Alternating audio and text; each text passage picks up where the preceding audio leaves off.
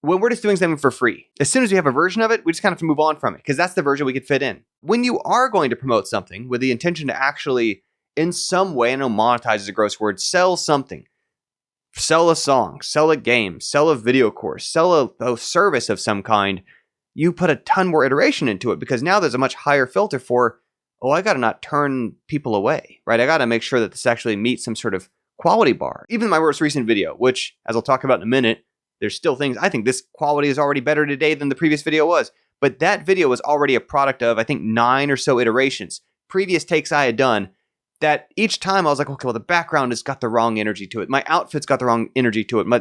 Something about the order of the points I was talking about, how long or short the video was, it wasn't the right thing. I had to keep tumbling through the iterations because it was for something I was going to be promoting with the intention to actually sell. And so that's the distinction between that versus when I used to do daily YouTube videos for literally over a year. Those were, of course, free. They weren't directly monetized. They weren't connected to anything else. Here's 5 minutes. That's what I got. That's the video I dropped out there. Understandably, that wasn't what everyone wanted to see or hear. Now, this is still a point where even though there's things about the video I think could have been better, right? If I did it now, I think it'd be better. I'm going to keep putting out new videos about this topic, so not too worried about it. It also keeps driving us forward when we are making something with the intent to sell to others, to be able to put a price on. It can't just cycle indefinitely in the back burner. In the same way as I've seen a lot of folks, not in home team groups, because we're better about this. We know how to handle our schedules, like CompleteEveryProject.com teaches you how to do. But it's something where a lot of people doing free projects, let it run indefinitely in the background. They always mean to start this podcast. They always mean to write this audiobook. They always mean to make this game. But they never quite get around to releasing it. But part of what's happening is as soon as we start promoting something with the intent to sell it and we establish something that's a quality bar because we're iterating on it that people actually want what we're putting out there because it's actually going to make a difference for them. They actually are going to enjoy it. They're looking forward to it. They're going to benefit from it somehow. You start getting pull from the outside world. So my home team game dev groups, the first thing I did for that, before it was home team game dev, it was Gamketo Club. Before it was Gamketo Club, it was LA Game Devs. And I posted a YouTube video that was like, hey, I'm getting together this group based on these college clubs I ran at Georgia Tech and Carnegie Mellon. If you're interested, join this email list. When I have people on the email list, I'll contact you. I'd like to help extend your opportunities for game development, expand your network for game development, and grow your portfolio in game development. And my plan for doing that is to follow the exact same patterns and processes for the same benefits as that I've been able to deploy and test at Georgia Tech and Carnegie Mellon for their game development clubs. If you'd like to check out the games from those, that's gamecreation.org and vgdev.org. There's more than 150 games that came from this process over the past 10 years. And I was pretty much immediately, and then being dogged for months from people who were checking in. I'll be like, when is it going to start? When is it going to start? I want this to start. Why is it not started yet? Do you know when it's going to start? Can I get an estimate when it's going to start? There is demand to be found. And this, again, comes from when you're promoting something with a actual service, because you can then deliver on quality because you're charging and can reinvest that in what you're doing at a higher level of iteration. It makes a difference versus plenty of times I've run free meetups, local things, and there's not bad, right? There's still, I still volunteer with Boston Indies. Great bunch of people out here. It's literally a nonprofit. Of course, even though a nonprofit still takes donations, still fundraises, still has operations they can reinvest in to improve the quality of it. But it's a whole different thing when you can engage people in a service where they have a demand for it, or a product or a game or a song or something they're really looking forward to. They want to play it. They want to listen to it. They want to read it. So they'll be pulling at you to say, when am I going to get this? That can help motivate you to follow through on it versus letting it cycle in the background forever. Now, another example of the iteration. So my video courses, codeyourfirstgame.com, used by 370,000 people or so, maybe more than that by now. How to program games, I think 10,000 paid students. And then CompleteEveryProject.com, the newest one, I think that was like the top seller in the productivity category or something, highest rated. One of those kind of things, doing pretty good, over 1,000 students in there.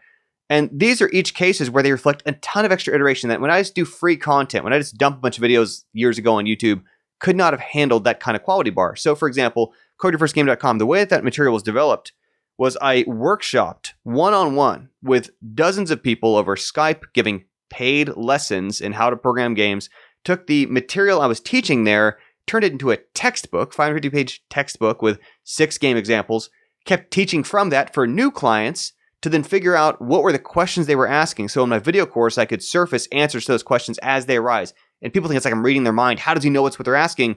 Because I walked people through it ahead of time to build that video course. And then that was the course that then did very, very well because it went through all that iteration. And a lot of people just dump a video course out there. It doesn't do so well because it doesn't reflect that kind of change. My How to Program Games course, again, the one that 10,000 paid students have gone through, that was one where that was based on the next sections of that same textbook, which I, again, had been teaching people personally, one-on-one, getting feedback, taking notes. You'll be following along on your screen, doing exactly as I show and explain. I've worked into these courses answers to questions asked by the dozens of people I've already worked through this material with. When concepts are spatial, which is especially common in the second course's projects, I've created illustrations and animations to help you understand and visualize why the code works. Look forward to playing the games in the future that you're going to make. I shot all of that material, was reviewing it, was editing it, was halfway through, and I decided it's not good enough. Reshot all of it again. Several hour long course because the energy wasn't right. Right? There weren't errors. It wasn't unusable. It wasn't blurry. The energy wasn't right from me. And so because it was for a paid course, I still raised the bar for it. Speaking of which, even though the CodeYourFirstGame.com course is free, because it's connected to basically being a promotion for that paid course, again, that helped me raise the bar for it because it's at least indirectly attached to something that I knew my quality bar would affect how many people come into this, how many people are they going to take that and trust, carry it into making a purchase because they really believe in my approach and my ability to deliver on quality. The Complete Every Project course, which is now the most recent one, similarly went through a ton of testing. I shot the entire course. I edited it all together, finalized it, and then internal to my home team groups had, I don't know, maybe about a dozen people who were testing it, trying it out, giving feedback, filling out my survey forms, just like I instruct in that course as a way we do kind of iteration and process.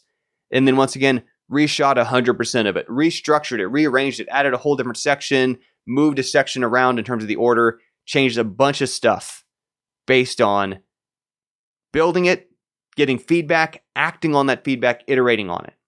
Versus what winds up happening, we're doing stuff for free, when we're not promoting it, when there's no audience, when there's no pull, when we're not producing something that people are looking forward to, we're not making our case for why they should look forward to it. What winds up happening is we just kind of do a version of it, and it starts to kind of feel like a class assignment project of, I'm supposed to get testing feedback, so I run it through testing. Oh, there's testing feedback, and then there's going to be a lot of work to implement that. When it's a paid promoted thing you're doing, you do a lot of work, and it results in a thing that can really, for the benefit, change people's lives, right? We have glowing testimonials, glowing reviews from each of these things, each of these video courses I put on Udemy, including also likewise for Home Team, for everything else that I've done.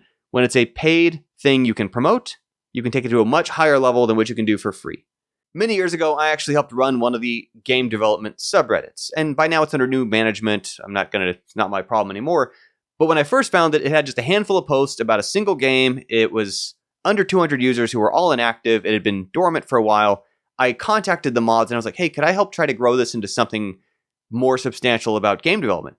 They handed over the keys. I then turned it up orders of magnitude, got thousands of people in that channel producing a whole bunch of games together, posting about their progress and stuff.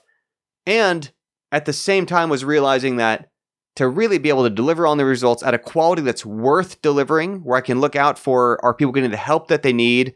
Is no one getting stuck? Are people being respectful of each other, etc.? To really be able to do that right, that was going to need to be a paid service, and that's what helped lead to me starting, again, what is now Home Team Game Dev, before the Game Keto Club, at the time LA Game Devs, from having tried to do basically this whole thing for free as a volunteer for a summer. And we still got about 8 games out of it, but the games were not as good as they could be because when everyone was just doing it for free, I didn't have dues coming in as a pool that I could then reallocate to help, like we have in Home Team, fund support trainers in level design, art, audio, game questions people have who are working on these teams about using Godot and Unreal and Unity and JavaScript and so on. Now we can do that, and it means that it's a much more valuable experience that differentiates itself from what is just inherently a problem of so many things out there that are free or cheap, Discord kind of things, random subreddits, that kind of thing. Feel better selling. So if you're not on the email list, go join the email list. It'll be sending out some little batch updates about videos like this. I'll probably still be interweaving some game development Home Team stuff. I know it's kind of a mixed channel. Not even going to apologize for it. But if you want videos that are uniquely this kind of stuff, again, that is the email list, feelbetterselling.com. You'll be glad you joined it. It'll help give you other options to recognize the benefits, to make the case for yourself, to overcome the hurdles, the little bit of one-time problems you'll need to solve to feel more confident. Anyway, that's it for now. I'm going to get too rambly. Catch y'all another day.